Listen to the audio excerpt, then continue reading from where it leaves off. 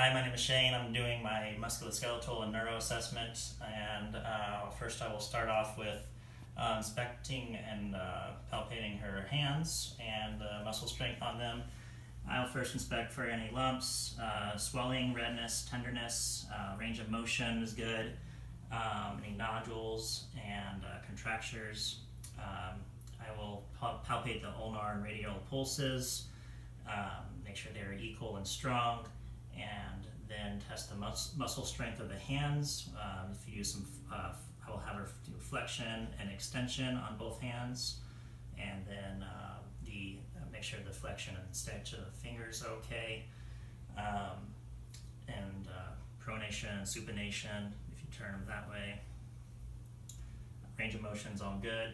And then I'll test flexion and extension of her arms, flexion, extension, or flexion and extension, and then abduction and adduction with both arms, abduction and adduction. And then I'll test the range of motion of her shoulders. They're both equal and easily movable. Then I will go down, test her symmetry of her legs, any signs of any varicose veins or anything like that, palpate for any nodules, make sure the range of motion of her knees are okay and muscle strength. I can test her popliteals and dorsalis pedis pulses, and I will have her pronate and supinate her ankles, and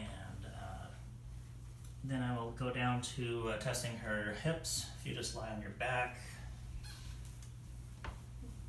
and test range of motion of her legs with extension and flexion. Both knees are okay. And then we can test abduction and adduction as well. If she laid on her side, just going legs out, up would be adduction, in would be adduction, and then you can sit up again. Testing flexion and extension of her neck. You can actually just have her just roll her head in a circle. And her range of motion looks good there. And then the rest of her spine going down, just standing up, looking for any kyphosis or lordosis, checking down the spine for any step off. All looks good. Range of motion of her spine also can be tested by twisting and bending, bending from side to side and front and forward. And then you can sit down again, or actually stand up. I'll test the Romberg test. Just hold your arms out like that, close your eyes, and there's no swaying or disbalance of anything. So she's good there. And then I'll move on to her neuro assessment. Can first just have you sit down again.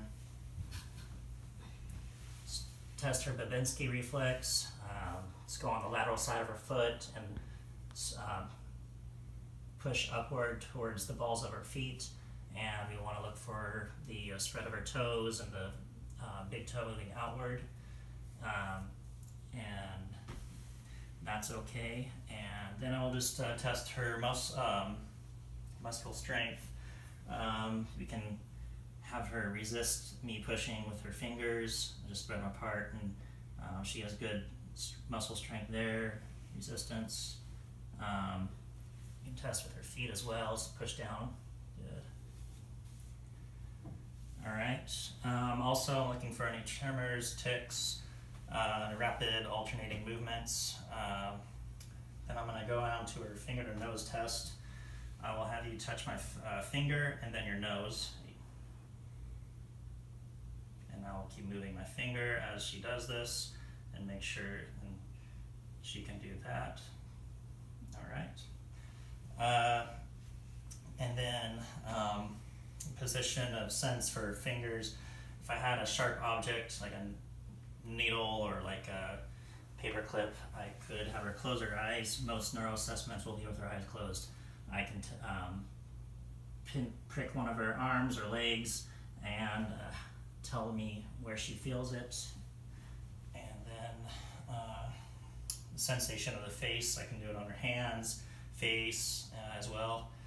And then deep tendon reflexes, if I had a hammer or a hammer for that, rubber hammer, I would of course test her brachioradialis pulse or reflex right there and look for the reflex when I hit her, and then in both of the patellas and then both of the Achilles as well. And that's my neuro assessment. Done.